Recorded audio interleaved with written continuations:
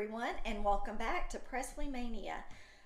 I have been gone a little longer than I had anticipated. My husband had surgery last week, and we ended up having to stay overnight at the hospital. It was unexpected.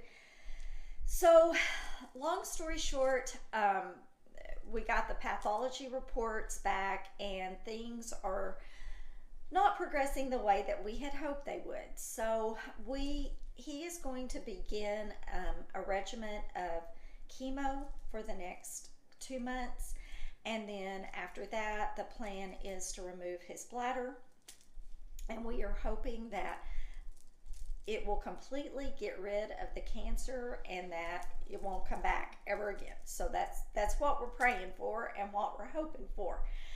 So all that being said, that's the reason I was not able to get a video out last week to you guys. So I hope you all will just bear with me and know that things for me may be a little hit and miss. My life has been kind of turned upside down with everything going on with him. It's going to be a tough next 6-7 months for us, between doctor's appointments and trying to keep our businesses going and all of those kind of things. So I just hope you guys will stay with me and know that I will be here as much as I possibly can, because there is always so much Elvis stuff to talk about. And that being said, today I want to talk about a couple of articles that have come out in Touch is the name of it. Some of these I am sure most of you have already heard about. But what I find interesting are comparing it to what we know in these suits that are going on. It's giving me pause, and it's making me wonder exactly who is telling the truth here. And so this show may be a little bit of speculation, but I hope I give you some things to think about. And as we get more information from the court documents, we can start seeing how all of this is going to play out, right? So let's start reading a little bit about what they said. In Touch says that, maybe first, before I read, I'll give you a little background. This one is about the Elvis Presley Enterprises Graceland Holdings suit that they have brought against Bridget Cruz and the McDonald family. Greg McDonald was in possession of these items. When he passed away, they became the items and in the possession of his children and his widow. So this is what this particular article is talking about. And it says that the battle over Elvis Presley's private memorabilia, including letters he wrote to the Beatles and Dean Martin that his estate claims were stolen, has heated up in court. According to court documents obtained by In Touch, Thomas McDonald, who was sued by Elvis's estate over an auction of the singer's personal items, is firing back at the accusations. Okay, so let's just a little refresher here. If you recall, on one of the last videos, maybe 2 videos ago that I did, we were talking about the videos that had recently been released, going over the court documents that from Elvis Presley Enterprises against Bridget, GWS Auctions, and the McDonald family. And we were talking about how that Graceland is claiming that the McDonalds are in possession of items that belong to Elvis Presley Enterprises and were part of a sale that was done by them. Jack Soden was part of it. I think Priscilla was part of it, and the Colonel. And that's what the sale was on. And it was Elvis Presley memorabilia, items, all of the things the Colonel had, okay? Well, they're claiming that Greg McDonald has got some information, some things that he shouldn't have, that were part of that sale, okay, or that were never turned over in that sale. So I'll come back to that little thought here in a little bit. So it goes on to say that the lawsuit is said it sought to recover from defendants personal property in the form of at least 74 irreplaceable documents and items of memorabilia belonging to the Elvis Presley Trust, which items defendants have improperly and illegally offered for sale at auction. So that's where Bridget and GWS comes in, is because they're saying they sold them and they knew that they were illegal. And if you go back and watch the videos, you can see where they would get that information. Okay, so let's go on and talk about what it is that Thomas McDonald has said. The estate believes some of the items ended up with Tom's former employee named Greg McDonald, and the estate says the items at issue in the lawsuit are the items that ended up with Greg. Greg claimed that all of those items came into his possession, they were given to him by the colonel, but then when Elvis Presley Enterprises contacted Greg told Jack that it was all a misunderstanding and the only items he had were photocopies. Okay, but they go on and it says, in the newly filed response, Greg's son, Thomas McDonald, asked that Elvis's estate be shut down. He said that his father obtained the items in question from Elvis's manager, Tom Parker. Thomas said his father worked for Tom for years and helped on Elvis's projects. Thomas said when Elvis passed in 1977, Greg and those close to him were devastated. In the years after his death, Greg would save all the files and items he attained while working with Tom Parker in relation to my screen just went blank here. Hang on a minute. I'm so sorry. All the items he had while working with Tom Parker in relation to Elvis. He said Tom would do the same, and while he kept much of it for decades, he purposely, keyword, purposely, gave Greg numerous items and files, knowing that Greg would keep care to preserve them well. Thomas said his father was gifted from Tom various documents, including a 1956 Las Vegas contract, earnings statement for Jailhouse Rock, earnings statements from his record label RCA, merchandise agreement signed by Elvis, a power of attorney document, and payroll documents.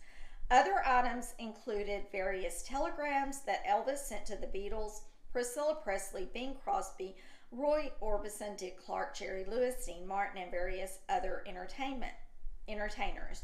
Greg claims the items were in his father's possession long before Tom made the deal with Elvis's estate to sell all of the Elvis-related items in his possession.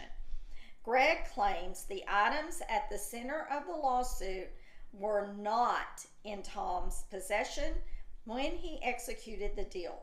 Elvis's estate positions themselves as historians, preserving the legacy of Elvis Presley. They have undoubtedly attained an impressive collection of artifacts and memorabilia to tell the story. And so anyway, it goes on.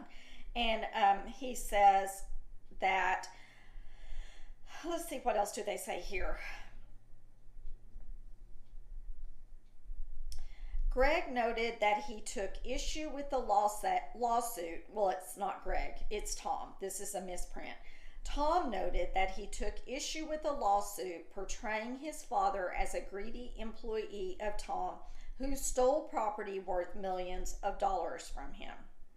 So, this is where I want to talk a little bit about, okay? I finally finished the book, Elvis and the Colonel, right here. And in this book, I need to pull this out for you guys. this book, it talks about Greg's relationship with the Colonel. The Colonel and Greg were extremely close. Greg's mom passed away at an early age. He was living with his dad. Greg ended up having to quit high school. His dad had an AC heating and air conditioning business, and Greg helped him run it. He would go from job to job with his bicycle and wagon and go and help do maintenance on houses and that type of thing. And that's how he met Elvis, was working on the air conditioning system at a house that Elvis had rented from someone that had a contract with them to take care of their air conditioning systems. So Elvis was impressed with Greg, mainly because Greg was like a Assembly of God preacher's son, and that was a connection to Elvis because Elvis grew up Assembly of God. And he ended up sending him over to the Colonel's house because he was so impressed with him. And Greg started talking to the Colonel, and the Colonel learned a lot about him. Well, over time, the Colonel came to know what was going on with Greg, the way I understand it, and according to what the book portrayed. And the Colonel and his first wife made an offer to Greg, because Greg had quit school. He said, we want you to move in with us, because his dad was going back and forth between running this business and doing things with Oral Roberts, and I'm sorry, my phone is ringing here. I forgot to turn it on. Doing things with Oral Roberts and different evangelical events and those kind of things. And they wanted him to finish school. So Greg moved in after a lot of convincing and talking to his dad, all of this back and forth. Greg ended up moving in with Colonel Tom Parker and his first wife, Marie. And so what ended up happening there is the Colonel included him in on a lot of things. And they developed a bond. And as Greg describes it, he looked at the Colonel as another dad, and they were extremely close. So you can imagine their rapport between each other. Colonel, no doubt, trusted Greg McDonald. So here's the argument. Thomas McDonald is saying, oh, and by the way, he's named after Colonel Tom Parker. So there you go. There's another story about that, but due to time restraints, we'll pass right over that one. So anyhow, Thomas McDonald is saying nothing could be further than the truth. You know, these documents were given to my dad prior to the Colonel's sale to EPE, and these items were not included in that sale. But here's the whole point I want to make. They auctioned off some of those items a year or so, 2 years ago, and there was never one word said about what was auctioned off. Priscilla was a part of that auction. Everything was fine, right? Then all of a sudden, there is an issue. And what has happened in between then? There is the lawsuit going on between Bridget and Priscilla. Two of them, as a matter of fact, okay? There's been auction things that have been auctioned off that Graceland is saying are not real, and Bridget is saying they are real. So there's all kinds of things going on. But not only that, what makes me wonder and what has my mind going is I feel like there are documents in the things that Greg McDonald has that EPE wants. And the question is, what's in those documents? What is it exactly? because they didn't have a problem with them selling the jewelry. It's the documents. Now, the ones to Dean Martin, to Bing Crosby, to, that's no big deal. But is there something else?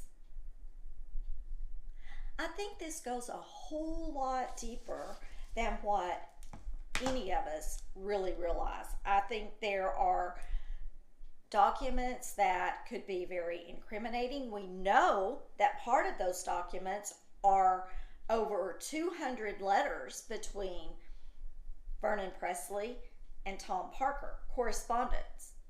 And I think the 200 letters were straight from Vernon alone, so that wouldn't include, if memory serves, that would not include the letters written back from Tom Parker. Because in the videos it states that they were damaging. Damaging to who? Damaging to Elvis? Damaging to Tom Parker? Damaging to Vernon? Who? That's why I think they really, really started paying attention to what was going on. Because I don't believe those letters were part of the things that they auctioned off a year or two ago. I think these things have just recently come into the hands of the auction company because Greg has passed away. That's just my thought on it. Okay, so we're going to move on to the next story here. And this one is it's also in touch, and it's talking about Priscilla Presley details strife with Riley Keough and a strained relationship with Sofia Coppola in court. Okay, I don't know if y'all have read this one either. It's a little older, but I find it almost comical. I'm sorry, but I cannot get over the fact that at every turn, Riley says her relationship with her grandma is fine, and it's never not been fine. And Priscilla says, oh, there was never a lawsuit. But yet, she turns around and says in this article that there was. And now she's blaming Bridget for being involved in the lawsuit between her and Riley and sticking her nose into it, when Bridget claims that Priscilla specifically asked her to be involved in it and help put a deal together. And that's exactly what Bridget did. And there's proof of it in the documents. So, and I've seen them, and I've talked to y'all about them. Their signatures are on it. But Priscilla now is claiming that, and I wonder why, because, oh my goodness, she has a lawsuit against Bridget, and Bridget has a lawsuit against her. And oh my gosh, we have got to make poor little Priscilla look like the victim. So Priscilla says that she caused problems between not only her and Riley, but her and Sofia Coppola over the movie. Really? Isn't that interesting? She says, and this is per in touch, in her declaration, Priscilla said her ex-associate, which would be Bridget, made a concerted effort to inject herself into the deal that I had already negotiated pertaining to the adaptation of my book into the feature film Priscilla by sending multiple communications to the film's director in Los Angeles. Sofia Coppola attempting to get a credit on the picture and attempting to get invited to the film's premiere. Well, the reason Bridget was doing that was because Priscilla had signed over her name, image, and likeness of Priscilla to Bridget Cruz. And that was part of their deal. It had been signed, sealed, delivered. It was all part of the deal. That was what she was supposed to be doing. But Priscilla's saying that she had no right, that Bridget had no right to do that. And that she said on top of it all, Priscilla says that Bridget made every effort to inject herself into a family issue that I was having when my daughter, Lisa Marie, unexpectedly passed away in January of 2023, including but not limited to by making multiple unrequested trips to California to meet with me, interfering with legal negotiations and a resulting settlement agreement, and causing strife between me and my granddaughter, Riley. In March of 2023, Priscilla and Riley settled a dispute over control over Lisa Marie's trust, which includes the Elvis business and Graceland. Okay, let's get into this a little bit because this one gets me fired up, and I cannot believe the audacity of this woman. Okay, number one, she asked for Bridget's help. She asked her to help her with the suit. Bridget claims there was a lawsuit going on between Priscilla. Well, actually, Lisa Marie was looking at filing a lawsuit against Priscilla. And what did Priscilla say in her declaration? Oh, nothing could be further from the truth. Which is it? Is it true or is it not true? Make up your mind. Why do you keep just going from one thing to another? We don't know what to believe anymore. You say, oh, I don't want to be buried at Graceland. You know, I'm not having health problems.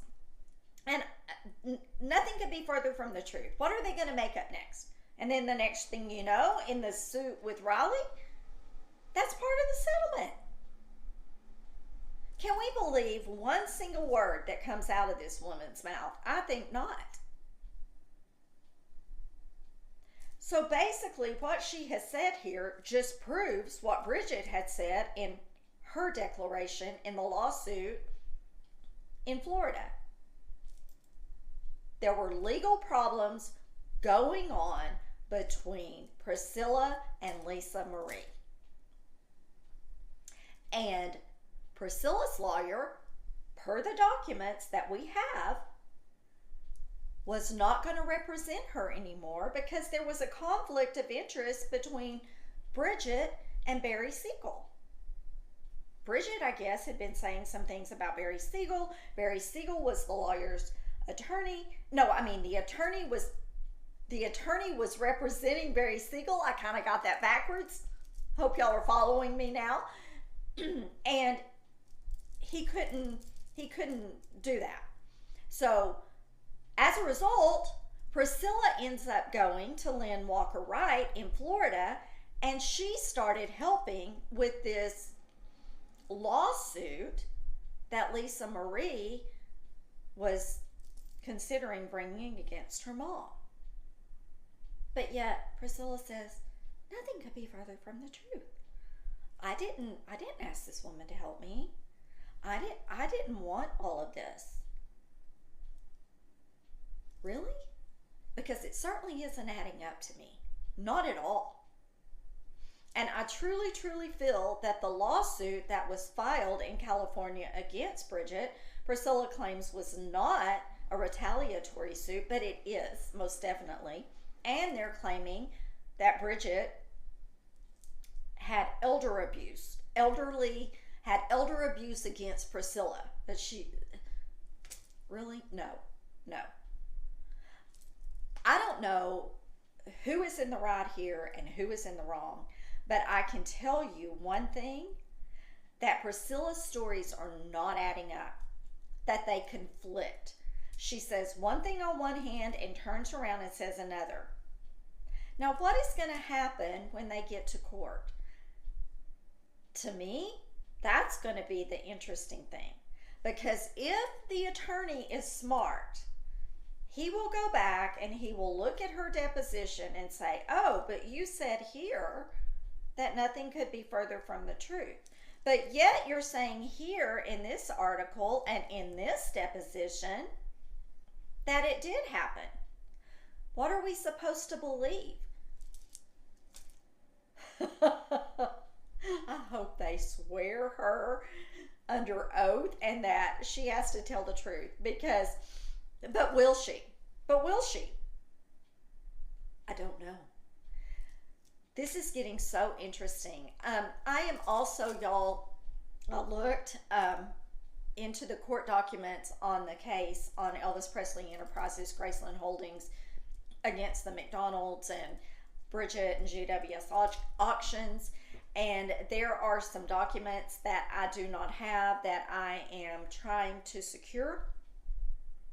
It may take me a little bit to get my hands on them, but that is my next goal. So I am looking into that because I think there's going to be some really eye-opening information in some of the depositions that are on file. And I believe that they are public record and we can get a hold of them. I've just got to look into it and get them ordered. So anyway, well, that is all I have for today. It was kind of my little, this is my take on what's going on and my take on the articles that have recently come out. So I hope you found it interesting. If you like what you see here and it's your first time to my channel, please hit that subscribe button. It would help me a lot. And be sure and hit the like button as well, because it pumps me up in the algorithms with YouTube, and more people can see the information. For me, this is all about protecting the legacy of Elvis, of his truth and Lisa Marie's truth being put out there. It's not about anything else as far as I'm concerned, because I believe they deserve for their truth to be heard, and for everything to be done in a fair and equitable manner. That is, you know, if these suits are being done just strictly for monetary purpose, we all know Elvis was not all about the money. He gave away more, I believe, than he ever kept. And I don't think he would have a problem with items that had been given to somebody else, you know, and then belonging to them. I don't know if Elvis Presley Enterprises is right or if they're wrong. I don't know if the McDonald's are right or if they're wrong, or Bridget or Priscilla. But all I'm trying to point out here is that things are not adding up. And I truly, truly believe that somehow these three lawsuits are all connected. That's just my opinion for entertainment purposes only. I feel like these things are all interwoven, and that as time goes on and we get more details, that it'll come to light. So anyway, hope you enjoyed this, and so until next time, remember, you only get one shot at this life, so live each day to the fullest, because we never know what tomorrow's going to bring. See you all soon. Bye, everybody. Thank you.